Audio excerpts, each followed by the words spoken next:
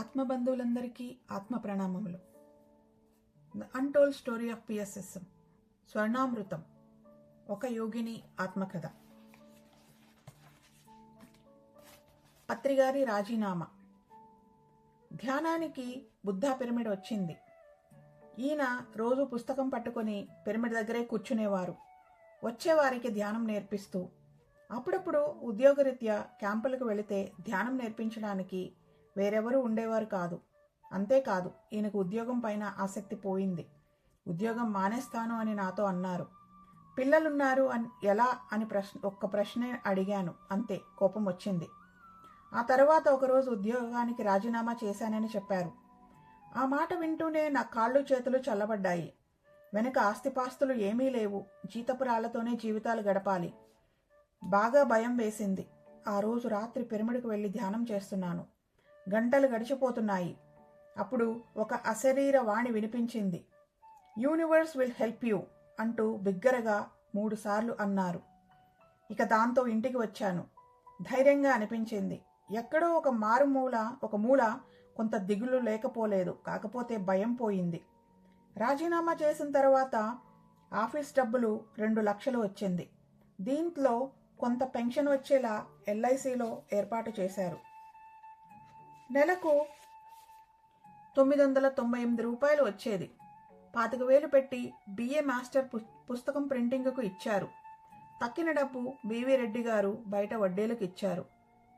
దీంట్లో 1500 వచ్చేది. ఇంటి బాడుగ 900 కట్టాలి. ఈ కొద్ది డబ్బులతోనే సంసారం నెట్టుకు రావాలి. ఎన్నో ఇబ్బందులు, ఇక్కట్లు, భయంకరమైన కాలం. అప్పు తెచ్చుకోవడం, అడుక్కోవడం ఎంతో కష్టంగా ఉండేది. అలా అడగడం అంతకుముందు అలవాటు లేదు కూడా. నా జీవితంలో ఎప్పుడూ అంతే. హమ్మయ్య, అంతా బాగుంది అని అనుకుంటే చాలు, అంతా తుడిచివేయబడుతుంది. 74లో పెళ్ళైతే 89లో వెంకటరమణ కాలనీ కర్నూల్లో అంత పెద్ద ఇల్లు, జీపు, హోదా చూసి మురిసిపోయాను. ఆ మురిపం ఎంతో కాలం నిలవలేదు. బుద్ధా పిరమిడ్కు ఈ ఇంటికి చాలా దూరం ఉంది. పిరమిడ్కు దగ్గరగా ఉండాలని రఘునాథ అపార్ట్మెంట్కు మారి చిన్న ఫ్లాటులో సర్దుకోవలసి వచ్చింది. ఆ తరువాత ఉద్యోగ రాజీనామాతో జీపు, టెలిఫోన్, హోదా అంతా పోయింది. ఇన్ని మార్పులు నా జీవితంలో జరుగుతున్నా నేను కృంగిపోలేదు. అప్పటికే మాస్టర్స్ నన్ను అన్నింటికీ సిద్ధం చేశారని చెప్పవచ్చు. ఏది కూడా నేను ఇది నాకు శాశ్వతం అని అనుకోను. దేన్ని వదిలిపెట్టడానికైనా సిద్ధంగా ఉంటాను. ఇప్పుడు అలా తయారయ్యాను. సౌకర్యం వదులుకోవడానికి సిద్ధంగా ఉంటాను. అసలు బంధం అనేది లేకపోతే ఎంతో హాయిగా ఉంటాము. లేకపోతే గబ్బెలంలాగా చూరుకు వేలాడుతున్నట్లు ఉండిపోతాము. ఆ రోజు ఆయన ధైర్యంగా ఆ నిర్ణయం తీసుకుని ఉండకపోతే ఈరోజు ఈ మూమెంట్ ఇంత పెద్దది అయ్యేది కాదు. నేను నా ఉద్యోగం, నా సంసారం అంటూ ఆలోచించి ఉంటే ఇంతవరకు వచ్చేది కాదు. ఇది ఒక పెనుమార్పు, పునాది రాయి. కాకపోతే ఈయన చాలా ముందు చూపుతో, చాలా ఆనందంగా ఈ నిర్ణయాన్ని తీసుకున్నారు. ఇది ఇంత పెద్ద సంస్థగా రూపుదిద్దుకుంటుందని, భూమాతకు, మానవాళికి ఇంత సేవ చేస్తుందని అప్పట్లో నాకు తెలియదు. కానీ విశ్వానికి తెలుసు. అందుకే నాకు విశ్వం చెప్పింది. ఈ రోజుకు ఆ మాటలు నా చెవిలో ప్రతిధ్వనిస్తాయి. If you help the nature, nature will help you. ఇదే విశ్వన్యాయం, ప్రకృతి ధర్మం, విశ్వ నియమం ఇది. విశ్వం ఈ నమ్మకం నాకు ఇవ్వకపోతే ఏం చేయాలి, ఎలా చేయాలి అనే ఆలోచనలతో మదనపడి పిచ్చిదాన్నయ్యేదాన్ని. నాకు చాలా డబ్బు అవసరాలు ఉండేవి. పిల్లలకు స్కూల్ ఫీజులు కట్టాలి, ఇంటి బాడుగ కట్టాలి, నిత్యావసరాలు కావాలి. అవసరం కాబట్టి ఇంటి పనికి మనిషిని పెట్టుకున్నాను. అతి కష్టం మీద వంట మనిషిని పెట్టుకునే వెసులుబాటు లేదు. ఎంతమందికైనా వంట నేనే చేసేదాన్ని. ఇక్కడ ధ్యానులు పెరుగుతున్నారు. అందరికీ వండడం, వడ్డించడం జరుగుతూ ఉండేవి. ఎంత అర్ధరాత్రి అయినా వారికి భోజనం పెట్టేటప్పుడు నవ్వుతూ, విసుగు, చిరాకు, కోపం ఏమీ చూపకుండా ఆర్తితో వడ్డించాలి. లేదంటే పత్రిగారి కోపాన్ని ఎదుర్కోవాలి. అప్పట్లో రమణమూర్తి గారు, గుంతకల్ విజయకుమార్ గారు ఎంతో సహాయం చేసేవారు. దాంతో నా అవసరాలు కొంత సర్దుకుపోయేవి. ఈ పెన్షన్ డబ్బులకు ఒక్కోసారి ఆఫీస్ వెంబడి తిరగాల్సి వచ్చేది. ఈరోజు అది చిన్న మొత్తమే అవ్వచ్చు. నాకు అది చాలా ముఖ్యం. ఆయన స్వార్జితంతో వచ్చిన డబ్బు, నాకెంతో మానసిక తృప్తినిచ్చే డబ్బు, నా కోసం ఆలోచించి ఆయన ఏర్పాటు చేశారు. నాకు ఏదో రకంగా సమయానికి సాయం దొరుకుతుంది అనే బలమైన నమ్మకంతో ఉండేదాన్ని. అలాగే నాకు సరిపడా డబ్బు సమయానికి సమకూరేది. అది ఎలా వచ్చిందనేది నేటికీ ఆశ్చర్యమే. నేను తినగా ఇంకా 10 మందికి పెట్టగలిగే స్థితిలో ఉండేది. వంట నేనే చేసేదాన్ని. దాంతో వంట అవలీలగా చేయడం అలవాటయింది. ఎన్నో సందర్భాల్లో ఎంతో మెదరపడినా నేను ఎలాగో సర్దుబాటు చేసుకునేదాన్ని. ఆయన దాకా విషయం వెళ్ళనిచ్చేదాన్ని కాదు. ఆయన ముఖం చిన్నబుచ్చుకోవడం, తానేమీ చేయలేకపోతున్నాననే భావన ఆయన ముఖంలో కనపడితే నేను తట్టుకోలేను. ఆయన నిస్సహాయతను నేను భరించలేను, నేను చూడలేను. ఎప్పుడైనా ఈయన అన్నీ సరిపోతున్నాయా అని అడిగితే అంతా బాగుంది, డోంట్ వరీ అని చెప్పేదాన్ని. నా సమాధానం ఎప్పుడూ ఇదే, ఇంకో మాట లేదు. నాకు చిన్నప్పటి నుంచి ఒకరిని కించపరచడం, ఒకరిని బాధ పెట్టడం, ఒకరికి తక్కువగా చూడడం అలవాటు లేదు. ఆ అలవాటే ఇక్కడ నాకు పెద్ద ఆలంబనగా ఉంది. ఈయన ఉద్యోగం వదిలివేయడం ఇంట్లో ఎవరికీ ఇష్టం లేదు, ముఖ్యంగా ఈయన అన్నగారికి. ఈయన పై ఆఫీసర్లతో చెప్పి రాజీనామా ఆపు చేయించాలని చూశారు, వీలు కాలేదు. తమ్ముడు ఒంటరి మనిషి కాదు, పిల్లలు, సంసారం ఉంది. రేపటికి కుటుంబ పోషణ ఎలా జరుగుతుంది అనే దిగులు వారికి ఉండేది. మామూలుగా అందరూ ఉన్న ఉద్యోగం కన్నా పెద్ద ఉద్యోగం సంపాదించుకోవడం కోసం ఉద్యోగాన్ని వదిలిపెడతారు. కానీ పత్రిగారేమో ఆధ్యాత్మికత కోసం, ధ్యాన ప్రచారం కోసం మొత్తంగా ఉద్యోగానికి రాజీనామా చేశారు. అది పత్రిగారికి తక్కిన వారికి ఉన్న తేడా. ఒకసారి వెనుదిరిగి చూసుకుంటే నా ప్రయాణం నాకే ఆశ్చర్యం కలుగుతుంది. ఈ 30 సంవత్సరాలలో చీకటి వెలుగులు ఎన్నో చూశాను. రెండూ అనుభవాలే. వెలుగులో కన్నా చీకటిలోనే ఇంకా ఎక్కువగా నేర్చుకున్నాను. దాంతో రాటు తేలాను. ఏమి లేకుండా 0 నుండి మొదలుపెట్టి ఇంత సాధించడం ఎంతో గొప్ప విషయం. ఇప్పుడు విదేశాల్లో కూడా PSSM వేళ్ళు ఊనుకొని ఉంది. ఈయన తిరగకుండా ఒక దగ్గర కూర్చొని ఇంత సాధించలేరు. ఈయన నిరంతరం తిరుగుతూ ఇంతటి మూమెంట్ని తీసుకొచ్చారు. ప్రస్తుతం 35 దేశాల్లో ఉచ్చ దశలో ఉంది. ఒక్కొక్కరిని కలుపుకుంటూ ఎండనక వాననక ఎంతో వ్యయ ప్రయాసలకు ఓర్చి, శారీరక వాతావరణ ఇబ్బందులను అధిగమించి వేల కొద్దీ మైళ్ళు ప్రయాణం చేసి, తన సౌకర్యాలను పట్టించుకోకుండా, అహంకారాలకు పోకుండా, భేషజాలను వదిలిపెట్టి ధ్యానం, మిత్రత్వం ఇవి 2 కళ్ళుగా ఇంతటి ఘన విజయాన్ని సాధించారు. 30 years హార్డ్షిప్ అంతా పత్రిగారి కృషి, ఆయన కష్టం ఇప్పుడు ఇంతటి ఫలాన్ని ఇచ్చింది. ఈ మూమెంట్ను ఈయన మనసులో తీసుకుని వచ్చారు. ఎవరింటికి వెళ్ళినా వాళ్ళ వంటింట్లోకి వెళ్ళి తానే స్వయంగా వంట చేసి ఆ ఇంటి మనుషులకు పత్రిగారే మా ఇంటి పెద్ద అని వారు అనుకునేటట్లు అందరిలోకి వెళ్ళిపోయి అందరి మనిషి అయిపోయారు. ఇప్పుడు ఏ ఊరికి వెళ్ళినా, ఎవరింటికి వెళ్ళినా, ఎంత అర్ధరాత్రి అయినా కానీ అందరూ ఎంతో అభిమానంగా, ఆదరంగా చూస్తారు. ఎవరింట్లో పెళ్లి జరిగినా, పై చదువులు చదవాలన్నా, పిల్లలకు పేరు పెట్టాలన్నా, పెళ్లి సంబంధం కుదుర్చుకోవాలన్నా అన్నీ ఈయనతో చెప్పి ఈయన సలహా తీసుకొని చేస్తుంటారు. ఇలాంటి గురువుని నేను ఎక్కడా చూడలేదు. అందరి గౌరవం, మర్యాద, అభిమానం, ప్రేమ ఈయన పొందారు. పొందిన దాన్ని నిలబెట్టుకున్నారు. The one and only Patriji. ఒకవేళ పత్రిజీ ఎవరినైనా తిట్టినా దాన్ని కూడా ఒక ముచ్చటగా, మురిపంగా నాతో పంచుకుంటారు. ఈయన కొట్టినా కూడా విడిపోకుండా ఈయన దగ్గరే ఉన్నవాళ్ళు కోకొల్లలు. మనుషుల్ని ఎప్పుడూ ఈయన దూరం చేసుకోరు. వాళ్ళకై వాళ్ళు పత్రిగారికి దూరం అయితే అది వాళ్ళ తలరాత, అంతే. తమ ఇంట్లో తమ పెద్దవారిని చూసుకోవడానికి తబ్బిబ్బయ్యే ఈ రోజుల్లో పత్రిజీని తమ ఇంటి పెద్దగా ఆదరించడం ఎంతటి విశేషం. దీని వెనుక వారు చేసిన త్యాగం, పడ్డ తపన అంతా ఇంతా కాదు. ఆయననే కాదు, ఆయన భార్యగా నన్ను కూడా అంతే ఆదరంతో, అభిమానంగా చూస్తారు. అందుకే పత్రిజీకి నేను కృతజ్ఞురాలిని. ఇంత పెద్ద కుటుంబం నాకు ఇచ్చినందుకు. మరోపక్క నా ఎంపికకు నేనే మురిసిపోతాను. ఆయన్ని చూసి చూసి నన్ను నేను ఎంతగా మలుచుకున్నానో నాకు మాత్రమే తెలుసు. శారీరకంగా, మానసికంగా, భావోద్వేగపరంగా నన్ను నేను తయారు చేసుకున్నాను. ఇప్పుడు నా ఎదుగుదలను చూసి నేను ఎంతో తృప్తిగా ఉన్నాను. I'm very happy about my self. Chapter 22 ధ్యాన ప్రచారం. పత్రిగారు ఉద్యోగం మొదలుపెట్టిన తరువాత ఇక చుట్టుపక్కల ఊర్లకు ధ్యాన ప్రచారం చేయడం ఆరంభించారు. మొదట వెళ్లిన ఊరు అనంతపురం. ఉద్యోగరీత్యా జిల్లాలు తిరగడం, కుగ్రామాలకు సైతం వెళ్లడం ఇక్కడ ధ్యాన ప్రచారానికి బాగా ఉపయోగపడింది. ఈయన ఉద్యోగరీత్యా టూర్ రిపోర్ట్ రాస్తే అది ఎంతో బాగుండేది. ఈయనను చూసి అలాగే మిగిలిన వారు రాసేవారు. కొంతమంది ఈయన చేత రాయించుకునేవారు, కొంతమంది తాము రాసి ఈయన చేత దిద్దించుకునేవారు. అలా ప్రూఫ్ రీడింగ్లు, కరెక్షన్స్ ఉద్యోగంలో ఉన్నప్పుడే బాగా అలవాటయింది. ఉద్యోగంలో ఉన్నప్పుడు ఏదైనా శిక్షణ పొందారో అదంతా ఈ ఆధ్యాత్మిక సంస్థ వికాసానికి బాగా తోడ్పడింది. కర్నూలులో 8 సంవత్సరాల అనుభవం, సంగీత గురువు, ఆధ్యాత్మిక గురువు, ఉద్యోగ ప్రయాణాలు ఈయనకు మంచి పునాది వేశాయి. అనంతపురంలో ఎంతో నిబద్ధత కలిగిన మాస్టర్స్ ఉండేవారు. గుణాకర్ రెడ్డి, సంపత్ కుమార్, ప్రతాప్ రెడ్డి, విజయ్ కుమార్, అలాగే ఉరవకొండలో వెంకటేశ్వర్లు, కృష్ణ, ఇలా ఎంతోమంది ఉండేవారు. ఒకసారి ఒక ఊరి నుండి ఇంకో ఊరికి వెళ్ళాలి, రైలు వచ్చి ఆగింది. ఈయనేమో ప్లాట్ఫామ్ మీద పచారులు చేస్తున్నారు. ఈయన రైలు ఎందుకు ఎక్కలేదని అందరూ చూస్తున్నారు. ఎవరికీ అర్థం కావడం లేదు. అసలు విషయం ఏమిటంటే రైలు టికెట్ కొనడానికి పత్రిగారి దగ్గర డబ్బులు లేవు. ఆ విషయం చెప్పడానికి ఇబ్బంది.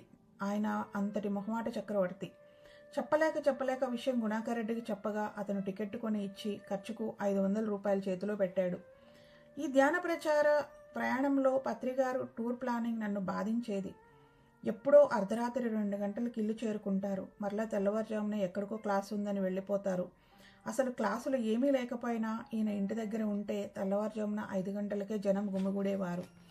అంత ప్రొద్దున్నే నన్ను వాకిలి తెరిచి ఉంచమని చెప్పేవారు. ఎప్పుడైనా ఆదమర్చి పోయానని అనుకోండి, లేచిన వెంటనే నన్ను తిట్టేవారు, ఎందుకు లేపలేదు అని. నాకేమో వారిని లేపడం ఇష్టం ఉండదు. తిరిగి వచ్చారు కదా, ఆ మాత్రం విశ్రాంతి ఆయనకు అవసరమని నా భావన. మరి ఆయనేమో పని చేస్తుంటేనే విశ్రాంతి, ప్రయాణం చేస్తున్నప్పుడే విశ్రాంతి అంటూ ప్రత్యేకంగా సమయం కేటాయించరు. భోజన విషయంలో వెల్లుల్లి పైన కూడా బాగా అవగాహన కల్పించారు. అందరూ దాన్ని తూచా తప్పకుండా పాటిస్తున్నారు. వెల్లుల్లి భౌతిక శరీరానికి మంచిదేమో కానీ ఆధ్యాత్మిక ఎదుగుదలకు మాత్రం గొడ్డలి పెట్టు. భౌతిక శరీరం మహా అయితే 80 ఏళ్ళలో 100 సంవత్సరాలు ఉంటుంది. దానికోసమని ఆధ్యాత్మిక ఎదుగుదలను కుంటుపడేటట్లు చేసుకోకూడదు. ఈ అవగాహన అందరికీ వచ్చింది. వెల్లుల్లి పడితేనే రుచి కలుగుతుందనే అపోహలో కొంతమంది ఉంటారు. రుచి అన్నది మనం చేసే పద్ధతిలో ఎంత ప్రేమగా, ఎంత శక్తితో చేస్తున్నాము అన్నదాన్ని బట్టి రుచి కలుగుతుంది. కానీ వెల్లుల్లి వేసినంత మాత్రాన రుచి కలగదు. ఇది అందరూ అర్థం చేసుకోవాలి. సాత్విక వంటలు అంటే వెల్లుల్లి నిషిద్ధం. జైన మతంలో కూడా కొన్ని నెలల పాటు ఉల్లి తినరు. ఆధ్యాత్మిక ఎదుగుదలకు ఇది చాలా ముఖ్యం. పత్రిగారు తాను తినడం లేదు కాబట్టి అందరినీ తినవద్దంటున్నారని అనుకుంటారు. దీనిలో ఉన్న గూఢార్థం అందరూ తెలుసుకోవాలి. ప్రతి చిన్న విషయాన్ని ప్రతి ఒక్కరికి ఆయన నేర్పించారు, ఆచరించేలా చేశారు. వెన్నుతట్టి ప్రోత్సహించారు, ధైర్యం చెప్పారు, దగ్గరుండి నడిపించారు. 30 సంవత్సరాలుగా సంస్థ ఎదుగుతున్నా నేను 2005 తర్వాతే బాధ్యతలు తీసుకోవడం మొదలుపెట్టాను. అంతవరకు సంసారం, పిల్లలు, కుటుంబ బాధ్యతలు ఉన్నాయి. కానీ ఎక్కడ ధ్యాన యజ్ఞం జరిగినా, ఏ పెద్ద కార్యక్రమం జరిగినా ఒక చెవి, ఒక కన్ను వేసి ఉంచాను. ఆయన దగ్గర అన్నీ చెప్పుకోలేని వారు నా దగ్గర చెప్పుకునేవారు. తద్వారా అన్ని సంగతులు ఆకలింపు అయ్యేవి. వాళ్ళకు కూడా అమ్మ దగ్గర విషయం వెళ్ళింది అని భరోసాగా ఉండేవారు. దాంతో ప్రక్షాళన మొదలుపెట్టాను. అది కొంతమందికి నచ్చలేదు. దాంతో నేను చెడ్డదాన్ని అయ్యాను. కొందరికి నచ్చకుండా పోయాను. అయినా నేను నా పని బాధ్యతగా చేపట్టాను. నన్నేమనుకుంటారు అన్నదానికి నేను ప్రాముఖ్యతనివ్వలేదు. 1990 నుండి మా ఇద్దరి గురించి అందరికీ తెలుసు. అంతకు మునుపు నేను ఎంతో అనుభవాలు పొంది సిద్ధమయ్యాను. పిఎస్ఎస్ఎం సహా వ్యవస్థాపకురాలిగా నిలబడ్డానికి కావలసిన తర్ఫీదు పొందాను అన్నది అందరూ తెలుసుకోవాలి. పత్రిగారితో పాటు చేసిన ఈ ప్రయాణం నన్ను బాగా నిలదొక్కునేలా చేసింది. ఒంటరి పోరాటంలో రాటు తేలాను. వెనక్కి తిరిగి చూసుకుంటే ఇంత బలంగా, మూలస్తంభంగా మారడానికి ఈ పోరాటం దోహదపడింది. మొదటి నుంచి నిక్కచ్చిగా ఉండేదాన్ని. ఇది చాలామందికి నచ్చదు. కానీ నన్ను నేను మార్చుకోలేను. ఉన్నది ఉన్నట్లుగా చెప్పడము, చేయడమే నా ఉద్దేశం. అన్నింటికీ మాధుర్యంతో అందించడం సాధ్యం కాదు. స్వర్ణామృతం అంటేనే క్రిస్టల్ క్లియర్ ఓపెన్ టాక్. పత్రిగారి భార్యగా సాదాసీదాగా ఏమీ నేను ఈ స్థానంలో కూర్చోలేదు. పత్రిగారి భార్య అయినంత మాత్రాన నాకు ఈ చోటు దొరకలేదు. అలా చేయడానికి పత్రిగారు కూడా ఒప్పుకోరు. పూర్తి అర్హత ఉంటేనే సాధ్యం. నన్ను నేను నిరూపించుకున్నాను, అర్హతను సంపాదించుకున్నాను. ఇది సత్యం. కర్నూలు నుండి మొదలైన ధ్యాన ప్రపంచనం అనంతపురం, ఉరవకొండ, గుంతకల్, ధర్మవరం ఇలా తక్కిన ఊర్లకు విస్తరించింది. అనంతపురం విజయకుమార్ గారి మేడ మీద ధ్యాన కేంద్రం పెట్టారు. ఒకరో ఇద్దరు వచ్చేవారు. అయినా ఓపికగా కర్నూలు నుండి ఆ ఊరికి వెళ్ళేవారు, వేచి చూసేవారు. ఆ తరువాత సంపత్ కుమార్ గారి పరిచయం. వారింట్లోనే భోజనం చేసేవారు. వారి భార్య రమ ఎంతో బాగా వంట చేసేవారు. అప్పట్లో ఈయన ప్యాంటు షర్టు వేసుకునేవారు. గురువు అంటూ ఎటువంటి ప్రత్యేక వేషధారణ లేదు. మొదట వాళ్లకు అర్థం కాలేదు. వచ్చేది ఒకరిద్దరే అయినా ఈయన వెళ్ళడం మానలేదు. అలా మెల్లిమెల్లిగా చిన్న సమూహం ఏర్పడింది. ఆ తరువాత ఉరవకొండ వెంకటేశ్వర్లు, ఆయన భార్య లీల, వారి 3 పిల్లలు అందరూ ధ్యానులయ్యారు. వీరిది మొట్టమొదటి పిఎస్ఎస్ఎం ధ్యాన కుటుంబం అని చెప్పవచ్చు. ఈయన ఉరవకొండకు ప్రొద్దున్నే వెళ్ళినా ఇంటి బయటే ఉండిపోయేవారు, కానీ తలుపు తట్టేవారు కాదు. వాళ్ళని ఇబ్బంది పెట్టడం ఎందుకని. వాళ్ళు ఎప్పుడు తలుపు తీస్తే అప్పుడు లోపలికి వెళ్ళేవారు. వెంకటేశ్వర్లు గారు తనకు తెలిసిన కొంతమందిని పోగు చేస్తే వారింట్లోనే ధ్యానం చెప్పేవారు. వీళ్ళు ఇల్లు కట్టుకోవాలని ఒక స్థలం కొనుక్కొని ఉన్నా మరి ధ్యాన ప్రభావంతో అక్కడ పిరమిడ్ కట్టుకోవాలని ప్రారంభించారు. పెద్దగా డబ్బులు లేవు. తమ దగ్గర ఉన్న నగలు అన్నీ అమ్మి తాపీ మేస్త్రిని మాత్రమే పెట్టుకొని తగ్గిన పనులన్నీ తామే చూసుకుంటూ పూర్తి చేశారు. ఉరవకొండ పిరమిడ్ ప్రారంభోత్సవం ఎంతో బాగా జరుపుకున్నాం. అనేక కరపత్రాలు ముద్రించి ఊరంతా పంచి ఏ నలుగురు కనపడినా వారికి ధ్యానం గురించి చెప్పేవారు. వీరే కాకుండా వీరి సోదరుడు, సోదరి, వారి కుటుంబాలు, పిల్లలు కూడా ధ్యానం చేసేవారు. అన్నపూర్ణ, రాము, కృష్ణ, యోగానంద, రాజు, రమణ ఇలా ఎంతోమంది ఆ రోజుల్లో ధ్యానానికి వచ్చారు. ప్రవీణ ఇప్పుడు సింగపూర్లో ఎంతో ధ్యాన ప్రచారం చేస్తోంది. వెంకటేశ్వర్లు గారు నిరాడంబరులు. భేషజాలకు పోయేవారు కాదు. మంచం ఎంత ఉంటే అంతే కాళ్ళు జాపుకోవాలని చెప్పేవారు. వారి పిల్లలు కూడా అలాగే విలువలతో పెంచారు. సామాన్య జీవితం. ధ్యాన కార్యక్రమాలలో కడుపు నిండా పెట్టాలని చూసేవారే తప్ప కంచం నింపాలని చూడలేదు. వీరి భార్య లీల బిఎస్ఎస్ఎంలో నాకు మొదటి నేస్తం. మా పిల్లలు వారి పిల్లలుగా బాగా కలిసిపోయి ఆడుకునేవారు. లీలతో నాకు ఎక్కువ అనుబంధం ఉండేది. I feel like my younger sister. నా తోబుట్టువులా భావించాను. కర్నూలులో ఉన్నప్పుడు ఏ పండగైనా విశేషాలైనా నేను ఉరవకొండ వెళ్ళిపోయేదాన్ని. సెలవులకు వాళ్ళు మా ఇంటికి వచ్చేవారు. బుద్ధ పూర్ణిమ, పౌర్ణమి ధ్యానాలు కలిసి చేసుకునేవాళ్ళం. ఈ మధ్య వెంకటేశ్వర్లు గారి మరణానికి ఆయన కుటుంబ సభ్యులు దిగులు, విచారం, దుఃఖం చూపించలేదు. అది అసలైన ఆధ్యాత్మికత. ఇటువంటి ఉత్తమ చర్యకు మనం గర్వపడాలి. ఆ రోజుల్లో వచ్చిన మాస్టర్స్ అందరూ ఎంతో క్రమశిక్షణతో ఉండేవారు. ఎవ్వరి దగ్గర ఏమీ తీసుకునేవారు కాదు. ఒక్క రూపాయి వృధా పోకుండా జాగ్రత్తగా వినియోగించేవారు. ఎవరైనా తప్పు చేస్తే వారిని ఈయన బాగా కోప్పడేవారు. ఒక రీతిగా క్రమ పద్ధతిలో అందరూ ఉండేవారు. అలాగే Anantapuram Pratap Reddy, very pure and honest. చాలా గొప్ప మనిషి. ఎన్నో నెలలు ఎంతో కష్టపడి స్పిరిచువల్ రియాలిటీ సిడి తీసుకువచ్చిన మాస్టర్. తులసీదళం పుస్తకం విడుదల చేసేటప్పుడు ఈ ప్రతాప్ ఆగమేఘాల మీద సిద్ధం చేసి సమయానికి తీసుకువచ్చాడు. ఈ తులసీదళం, ఆ సిడి రెండూ ప్రతి ఒక్క ధ్యాని జీవితంలో ఎంతో మార్పును తీసుకువచ్చాయి, ప్రభావితం చేశాయి. ఇవి రెండూ పిఎస్ఎస్ఎంకి 2 కళ్ళు. ఆ సిడి వచ్చిన తర్వాత ధ్యాన ప్రచారం చాలా సులభమైంది. ఇప్పటికీ యూట్యూబ్లో ఎన్నో భాషలలో ఎన్నో లక్షల మంది చూస్తున్నారు. ఈ ప్రతాప్ రెడ్డి తన ఇంట్లో నేల లోపల చిన్న గుహలాగా ఏర్పాటు చేసుకున్నాడు. నేను ఒకసారి అక్కడ 11 రోజులు అఖండంగా ధ్యానం చేసుకున్నాను. రాత్రి 12 గంటలకు గుహలోకి వెళితే పొద్దున 8 గంటలకు బయటకు వచ్చేదాన్ని. స్నానం చేసి కాస్త టిఫిన్ తిని మరలా లోపలికి వెళితే రాత్రి 9 గంటలకు బయటకు వచ్చేదాన్ని. అలా 11 రోజులు చేసేసరికి నా ప్రకంపనలు, పౌనపుణ్యం అమోఘంగా పెరిగాయి. ఎంతోమంది మాస్టర్స్ ధ్యానంలో కనిపించేవారు. మొదటిసారి రాఘవేంద్ర స్వామి నా ఎదురుగా కూర్చొని కనిపించారు. రెండో అనుభవం మంచి పరిమళం, అగరుబత్తి వాసన అంతటా వ్యాపించేది. కంటికి ఏమీ కనపడలేదు, కానీ ఎవరో ఉన్నారు అన్న భావన కలిగింది. ఈ 2 అనుభవాలు ఇప్పటికీ నా మదిలో మెదులుతున్నాయి. చాలా తృప్తి అనిపించేది. అదే తృప్తి హిమాలయాల్లో బాబాజీ గుహలో ధ్యానం చేసినప్పుడు కూడా కలిగింది. ఇక్కడ 11 రోజులు, అక్కడ 1 రోజు. మనం చేసే ధ్యానం మనకు తృప్తినివ్వాలి. ఎవరో చెప్పడం కాదు, మనకే తెలియాలి. చాలా సంవత్సరాల తర్వాత అలా ధ్యానం చేయడం నాకు ఎంతో తృప్తినిచ్చింది. ఈ 11 రోజుల ధ్యానం అయిన తర్వాత కొందరు ధ్యానులు పిరమిడ్కు వచ్చారు. దాంట్లో ఒక ఆవిడ మాంసాహారి. ఆవిడకి అంత పూర్వం ఎవరో ఒక గురువు ఉండేవారు. అంతటి గురువు మరలా నాకు కనపడి చెబితే నేను మాంసం మానేస్తానని అనుకుంది. నన్ను చూస్తే సరికి ఆవిడకు గురువు భావన కలిగి నన్ను పట్టుకొని ఏడ్చి, ఈ రోజు నుంచి నేను మాంసాహారం పూర్తిగా మానేస్తాను అని చెప్పింది. తాను కోరుకున్న గురువుని నాలో చూసుకుంది. మనం ధ్యానం చేస్తే చాలు, ఇంకేమీ అక్కర్లేదు. ఇటువంటి అద్భుతాలు అప్రయత్నంగా జరుగుతాయి.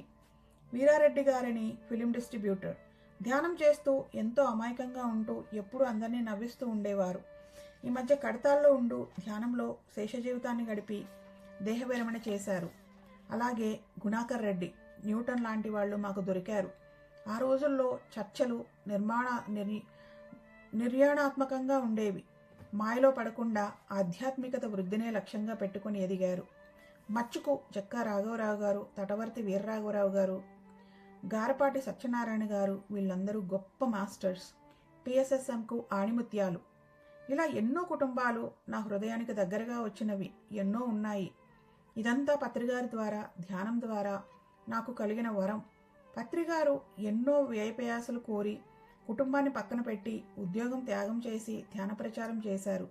ఇలా ప్రారంభమైన ధ్యాన ప్రచారం వికేంద్రీకరణ వలన 4 చెరగులా అభివృద్ధి పొంది ఎక్కడికక్కడ ఎవరికి వారు చేసుకుపోతున్నారు. ఇప్పుడు పిఎంసి ద్వారా వివిధ రాష్ట్రాల్లో వారి వారి భాషల్లో ధ్యాన ప్రచారం చేయడం ద్వారా వేగం అందుకుంది. 17 పిఎంసి ఛానళ్ల ద్వారా ప్రస్తుతం ప్రచారం జరుగుతోంది. టెక్నాలజీని అందరూ నేర్చుకుంటున్నారు. మనకు అవసరం అన్నింటినీ నేర్పిస్తుంది. జూమ్ను మన పిఎస్ఎస్ఎం మాస్టర్లు వాడుకున్నంత వేరే ఎవరూ వాడుకోలేదేమో. కరోనా మనకు ఇవ్వబడిన బహుమతి. అందరూ కుటుంబంతో కలిసి ఉండే సమయం దొరికింది. చాలా సంవత్సరాల తర్వాత ఈయనతో ఇన్ని నెలలు ఉండే వీలు నాకు చిక్కింది. చాలా సంతోషం. హైదరాబాదులో 3 నెలలు ఉన్న తర్వాత పిరమిడ్ వ్యాలీకి వచ్చాను. ఇక్కడ పత్రిగారు 2 నెలలు ఉండి జూమ్ సెషన్స్లో పాల్గొంటూ అందరికీ జ్ఞానబోధ చేస్తూ అందరినీ పలకరించడం, వంట చేసి పెట్టడం బాగా చేశారు. కరోనా టైంలో ఇంట్లోనే భయపడుతూ కూర్చోకూడదు. అందరికీ నమ్మకాన్ని, ధైర్యాన్ని, భరోసాను ఇవ్వాలి. అందరినీ భౌతికంగా కలవాలి, కరచాలనం చెయ్యాలి, భయపడకుండా అని చెప్పారు. ఇప్పుడు తిరిగి ఎప్పటిలాగే ఊరూరా తిరుగుతూ అందరినీ కలుసుకుంటున్నాను. నన్ను అలాగే ఆయన మాదిరి అందరినీ కలవమంటున్నారు. ఒక రైతు విత్తనాలు వేశాక తన పంటను ఎలా చూసుకుంటాడో మన ధ్యానులను చూసుకోవడం మా బాధ్యత. అది మా ధర్మం.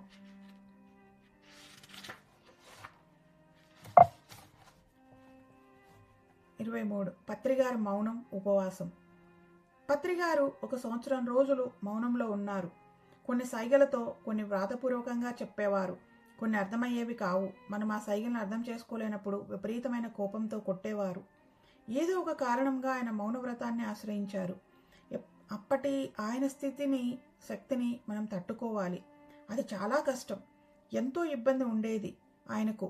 అటువంటప్పుడు కోపాన్ని ప్రదర్శించేవారు. అప్పట్లో కడప, అనంతపురం అబ్బాయిలు ఈయన వెంట ఉండేవారు. ఒకనాడు ఈయన భోజనం చేస్తూ ఏదో కావాలని సైగ చేశారు.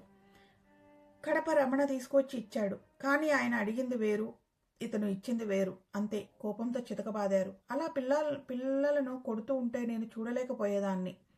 ఏమి చేయాలో తోచక మా అత్తగారికి ఉత్తరం రాశాను. మీరు 1 నెల రోజులు మీ కొడుకును మీ దగ్గర ఉంచుకోవాలి అని.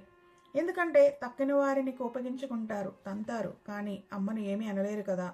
అందుకని అలా అడిగాను. కానీ ఆవిడకు కూడా కోపగించుకున్నారు. 2 చిన్నపిల్లలు. గుడ్డి 3వ క్లాస్ చదువుతోంది. మున్ని హైదరాబాద్లో. ఎంత మా అత్తగారి దగ్గర ఉన్నా అది నా కూతురే కదా. దానిపై బెంగ ఉండేది. ఈయన మౌనం, కోపం, అర్థం చేసుకోలేని సైగలు చాలా భయంగా ఉండేవి. అలా 1 సంవత్సరం పాటు గడిచింది. ఉపవాసం. ఆ తర్వాత 1 సంవత్సరం పాటు ద్రవాహారం మీద ఉన్నారు. జ్యూసులు, సూపులు తీసుకునేవారు. అన్ని జ్యూసులు నచ్చవు. సూపులు ఈయనకు నచ్చే విధంగా చేయాలి. ఆహారం తీసుకోవటం లేదు కదా. ధ్యాన ప్రచారం మానుకొని ఇంటి దగ్గర ఉన్నారా అంటే అదీ లేదు. కర్నూలు, అనంతపురం, గుంతకల్, ఉరవకొండ, ధర్మవరం, కొండో కచ్చో, తిరుపతి అలా ఊర్లకు వెళ్ళేవారు. ఇక వారందరూ సూపులు చేయడం నేర్చుకున్నారు. ఒకసారి ఈయనతో పాటు నేను మెదకు వెళ్ళాను. బాగా నీరసించిపోయాను, లేవలేకపోతున్నాను. ఇంటికి వెళదామంటే వినరు. కోకోకోలా తాగి ఉంటానంటారు. అటువంటప్పుడు ఆయనకు తెలియకుండా కోకోకోలాలో గ్లూకోజ్ కలిపి ఇచ్చేదాన్ని, కాస్త బలంగా ఉంటుందని. మరి నేనేం చేయను? ఆయన ఆ స్థితిలో చూసి భయపడేదాన్ని, బాధపడేదాన్ని. అప్పట్లో ఆయన వెంట కృష్ణ, రమణ, యోగానంద ఉండేవారు. శివప్ప ఇంకా అంతలా తయారవ్వలేదు. సాయికుమార్ రెడ్డి అప్పటికి రానే లేదు. ఇప్పటిలా ఇంతగా చూసుకోవడం అనేది ఆ రోజుల్లో లేదు. నాకు అది కూడా ఒక చింత. మౌనం, ఉపవాసం రెండూ ఆయన తన ఇచ్ఛాశక్తిని పెట్టుకున్న పరీక్ష. మౌనంలో ఉన్నప్పుడు క్లాసుల్లో రాసిచ్చేవారు. దాన్ని తక్కిన వారు చెప్పాలి. ఈయన రాత అందరికీ అర్థం కాదు. అర్థం కాలేదనంటే రౌద్రాకారమే. చచ్చినట్లు ఎలాగో కలాగ అర్థం చేసుకొని చెప్పాలి. మరలా ఆయన రాసింది కాకుండా వేరేది చెప్పకూడదు. ఈయన రాసింది తప్పుగా కూడా చెప్పకూడదు. రాసింది రాసినట్లు తూచా తప్పకుండా చెప్పాలి. అందరికీ very tough time. Prakash Reddy, Gunakar Reddy, Narendra Mudalkar వీళ్ళు ఈయన వెంట ఉండి క్లాసులు చెప్పేవారు. ఈయన మౌనంలో ఉన్న ధ్యాన ప్రచారం ఆగలేదు. యథావిధి నడిపించారు. అది పత్రిజీ అంటే. 24 కాసిరెడ్డి నాయన. నేను ఎంతో దీక్షగా ధ్యానం చేస్తున్నాను. ధ్యానంలో ఎందరో మాస్టర్ల దర్శనమిస్తున్నారు. కానీ మహనీయులను, అవధూతలను ప్రత్యక్షంగా అంటే భౌతికంగా కలుసుకోవాలని ఉబలాట పడేదాన్ని. నాకు అందుకు అర్హత ఉందా అని ఆలోచిస్తూ ఆ అర్హత రావాలంటే నేను ఇంకెంత ధ్యానం చేయాలి అని యోచించేదాన్ని. ఒకరోజు ధ్యానంలో ఒక యోగి తెల్లని దుస్తులతో కాలు మీద కాలు వేసుకొని కర్ర పెట్టుకుని కూర్చొని కొద్ది రోజులలో నీవు నన్ను కలుసుకుంటావు అని సందేశం ఇచ్చారు. 15 రోజుల తర్వాత ఘని అనే ఊరిలో పురాతన ఆలయం ఒకటి మరమ్మతులు చేస్తున్నారని తెలిసి అటువంటి చోట ధ్యానం చేసుకోవడం నాకు చాలా ఇష్టం కనుక కొంతమందితో కలిసి వెళ్ళాము. జీపు దిగేసరికి అక్కడున్న వారందరూ మంచి సమయానికే వచ్చారు. కాసిరెడ్డి తాత ఇక్కడే ఉన్నారు, దర్శించుకోండి అని చెప్పగా వెళ్ళి చూసేసరికి చాలా ఆశ్చర్యం. నేను ధ్యానంలో దర్శించుకున్న మహాత్ముడు కళ్ళెదురుగా. నేను ధ్యానంలో ఎలా చూశానో అలాగే కర్ర పట్టుకొని రాతి మీద కూర్చొని ఉన్నారు. తేడా అంటే అప్పుడు తెల్ల పంచె కట్టుకొని ఉన్నారు, ఇక్కడేమో గళ్ళలొంగితో ఉన్నారు అంతే. వెళ్ళి వారి పాదాలకు నమస్కరించాను. మీరందరూ ఈ రోజంతా నాతోనే ఉండండి అన్నారు. నాతో పాటు వచ్చిన వారందరూ సరేనన్నారు. గని నుండి మంచాల కట్టకు వెళ్ళి రాత్రి 8:30 దాకా ఉన్నాము. ఇక మేము బయలుదేరుదామనంటే, ఎందుకమ్మా నాకు పని పెడతావు? నీవు ఇంటికి చేరేదాకా నేను ఇక్కడి నుండి చూస్తుండాలి, రేపు వెళదు కానీ అన్నారు. సరేనని అందరూ అక్కడే పడుకున్నారు. నేను రాత్రంతా ధ్యానం చేశాను. మనం తిరిగి మన ఇంటికి చేరేదాకా గురువులు అంత జాగ్రత్తగా చూసుకుంటారు. పత్రిగారు కూడా అంతే. రాత్రి ప్రయాణాలు ఎందుకు ఆగమని చెబుతారు. గురువులు అంటే అంత శ్రద్ధ చూపుతారు. మరి కాసిరెడ్డి తాత 3 గంటలకే స్నానం చేసి కూర్చున్నారు. గుడ్డి నా ఒడిలో పడుకొని అలాగే పడుకొని ఉంది.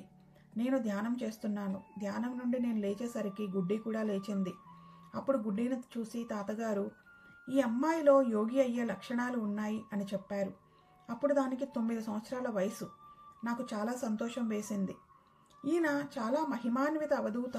వీరికి శ్రీశైలం అడవులలో ఒక ఆశ్రమం ఉండేది. ఆ ఆశ్రమం వెనక వైపు గంజాయి మొక్కలు పెంచేవారు. ఒకసారి పోలీసులు తనిఖీ చేస్తే అదంతా వారికి తులసి మొక్కల్లా కనిపించాయి. తాత అనేవారు, గంజాయి గనులకే కానీ గాడిదలకు కాదు అని. ఆధ్యాత్మిక ఉన్నతికి, సూక్ష్మ శరీర యానానికి గంజాయి ఒక ఉపకరణంగా ఉపయోగించేవారు. ఇలాంటిదే వీరి గురించి ఇంకొక విశేషం. తాత ఒకసారి బస్సులో ప్రయాణం చేస్తుంటే కండక్టర్ టికెట్ తీసుకోమన్నాడు. తాత తన దగ్గర డబ్బులు లేవని చెప్పగా వెంటనే బస్సు ఆపించి తాతను దింపేశాడు. తిరిగి బస్ స్టార్ట్ చేయబోతే కదలడం లేదు. ఎంత ప్రయత్నించినా మొరాయిస్తోంది. ఏం తాత, మంత్రం ఏమన్నా వేసినావా ఏంటి అని అడిగితే, నేనేమీ చేయలేదు, నువ్వే నన్ను బస్సు దింపేసినావు, వేరే బస్ కోసం వేచి చూస్తున్నాను అంతే అన్నారు. ఇక చివరికి ఆయన బతిమాలి బస్సులోకి ఎక్కించగానే బండి కదిలింది. తాతను వారి గమ్యస్థానానికి గౌరవంగా చేర్చారు. అప్పట్లో నేను కాషాయం వేసుకున్న ప్రతి ఒక్కరి దగ్గరకు వెళ్లేదాన్ని. అప్పుడు తాత అన్నారు, ఎవరి దగ్గరకు వెళ్ళకమ్మా, ఇంట్లో కూర్చొని ధ్యానం చేసుకో, అష్టసిద్ధులు నీ ముంగిట ఉంటాయి అని చెప్పారు. అలాగే శేషం ఉంచుకోకూడదు, కర్మలన్నీ తీర్చుకోవాలి అని చెప్పారు. ఇలా ఎన్నో చెప్పేవారు. నేను మొదటిసారి తాతను కలిసినప్పుడు నా అడ్రస్ అడిగారు. ఇచ్చాను. ఒక వారం రోజులలో ఇంటికి వచ్చారు. అప్పుడు పత్రిగారు కూడా ఇంటి దగ్గరే ఉన్నారు. తాత వచ్చింది తెలుసుకొని దాదాపు 60 మంది పైగా ఆయన భక్తులు ఇంటికి వచ్చారు. వీరందరికీ టిఫిన్ తయారు చేయడానికి తగినంత పెద్ద పాత్రలు మా ఇంట్లో లేవు. అసలు అంతమందికి వండడం అప్పట్లో నాకు చేత కాదు. బయట హోటల్ నుంచి తెప్పిద్దామని ప్రయత్నిస్తే ఏమీ దొరకలేదు. ఇక చేసేది లేక నా దగ్గర ఉన్న చిన్న పాత్రలోనే ఉప్మా చేశాను. అది 60 మందికి సరిపోయింది. నేను చేసింది 10 మందికి సరిపడా ఉంటుంది అంతే. తాత ఎవరింటికి వెళ్ళినా వరండాలో తప్ప ఇంటి లోపలికి రారు. అటువంటిది మా ఇంటి లోపలికి రావడమే కాదు, రాత్రి మా బెడ్రూమ్లో పడుకున్నారు. మరునాడు పొద్దున్న స్నానం చేసి అల్పాహారం సేవించి వెళ్ళిపోయారు. మన కర్నూలు బుద్ధా పిరమిడ్కు కూడా 2 సార్లు వచ్చారు. ధ్యానం చేశారు. ఏం చెప్పారంటే, ఇది చాలా శక్తివంతమైన స్థలం, రాబోయే రోజుల్లో లక్షల మంది వస్తారని చెప్పారు.